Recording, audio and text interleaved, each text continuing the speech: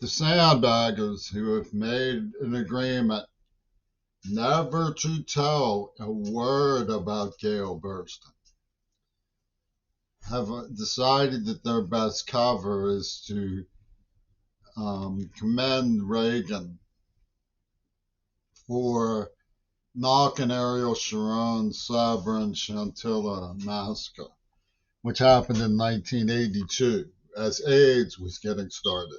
And Sharon was running around bellowing about blood libels and this refraction of topic. Sabra was the Holocaust, was to give the vocabulary that would have been useful in explaining to people what was going on with AIDS another outlet. Oh, that's been covered, people say, elsewhere. But Jones and some other people intone that Reagan was the good monster of the times.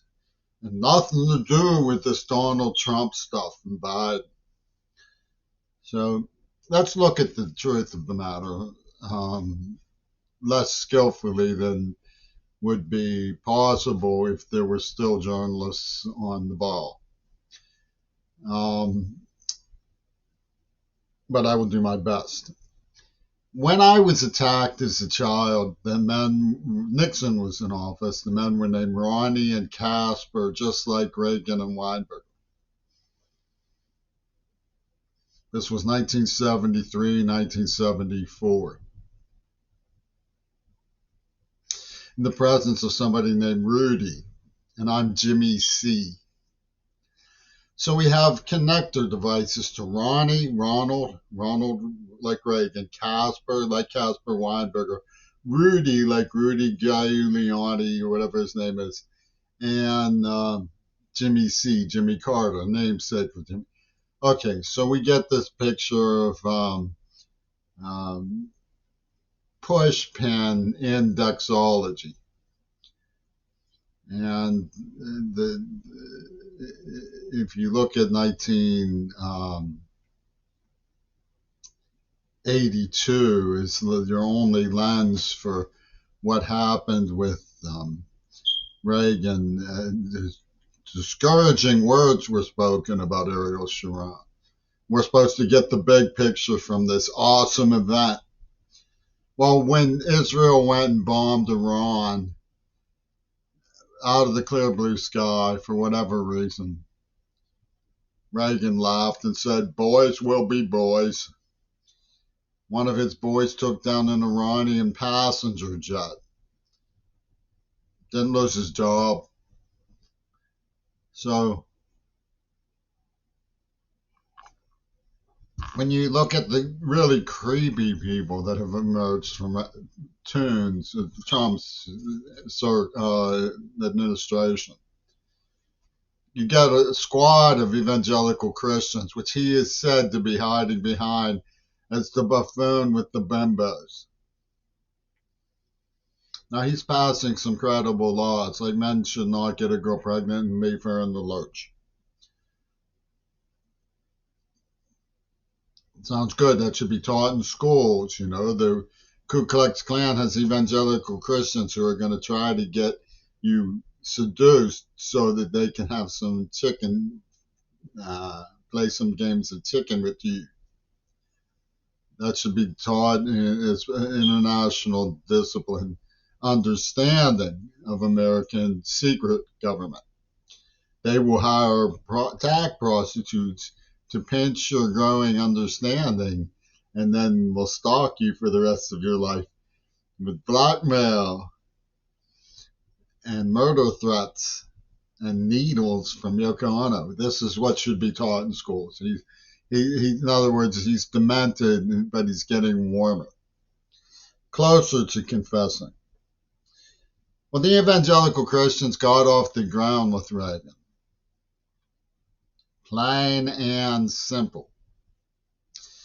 James Watt was saying, we don't even know when Jesus is coming back. Why should we care about the environment? and the attack on disability and inclusion. He said, I have two Jews, a black man, and a cripple in my office, I'll have you know. Something of that sort. So, turn is not new. The Rush Limbaugh extreme is not new to its old hat for that character Reagan. Clint Eastwood's partnership with David Bowie and Gail Burson, the Hush Hush story, is not new. If you look at the Bimbo Mail Order Bride, which was oh so cleverly put on my house by British intelligence, that leads to the overwhelming question, do not ask what is it.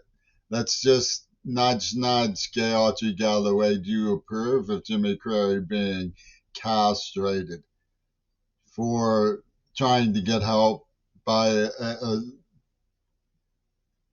1,400 mile, over 1,000 mile, 2,000 mile hitchhiking adventure? Do you approve of that? When he showed his faith and loyalty and courage, hitchhiking across the United States just to hear Robert Fripp play. Do you approve of him being castrated and tortured and put into Parkinson's bed for that? Well, we won't ask that because we're courteous. We'll just pretend that didn't happen. While they pretend it didn't happen too. Let's do that.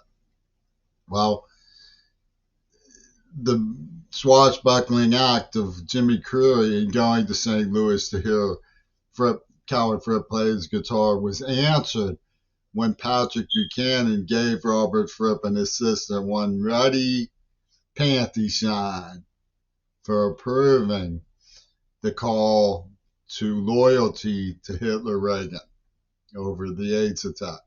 He said, no uncertain terms, I quote, and this is the quote that got Maduri Goto, his protege, his Obama reconciliation gesture, enshrined on the cover of Texas Queer magazine, building momentum for the destruction of Gaza with Seattle. You remember all that stuff, right? This is the quote that got Goto enshrined as his partner on the cover of Texas Queers. He said, the poor queers. They wage war on nature, and nature takes an awful retribution. Are you thinking I'm making it up that I was indignant about that? I worked in a medical library in 1984. I also happen to know that the so-called discredit that's heaped on the Kennedys is only possible for monsters like Reagan and Trump because they are no longer around. That's the only reason. They could, with a quip, put them in their place and expose the embarrassing humiliation that they are heaping on us night and day by their arrogance and their stupidities. But the public mind veers away from those considerations because they remember the bullets that flew. And the public mind is notoriously cowardly in America. Watch them pick on defenseless Palestinians. Age 5, 4, 3, 2, 1. Intense, if you don't believe me.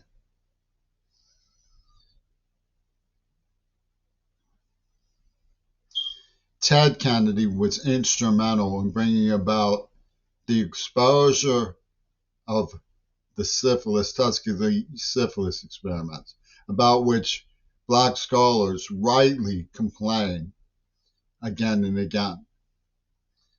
Someone pointed out that Sharpsville, the murder massacre in Sharpsville, rightly made people very indignant about apartheid. There were less than 100 people killed. Israel broke a ceasefire that they had no excuse to break by killing 300 children in one night.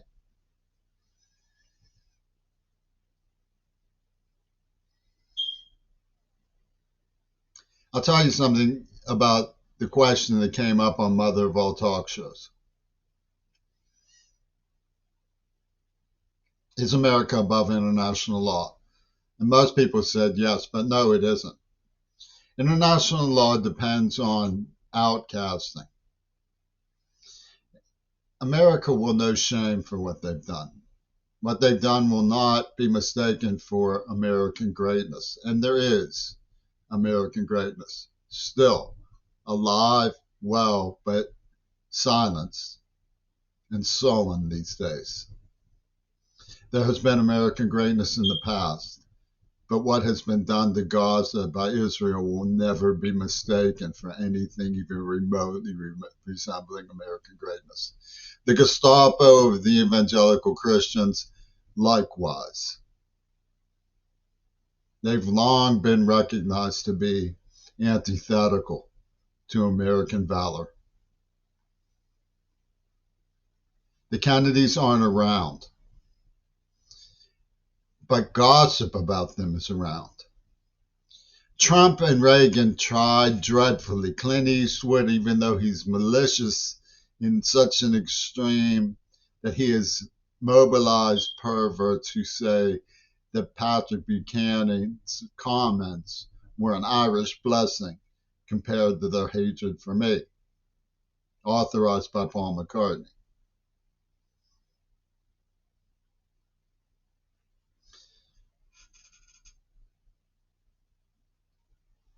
But shame in this matter isn't about gossip.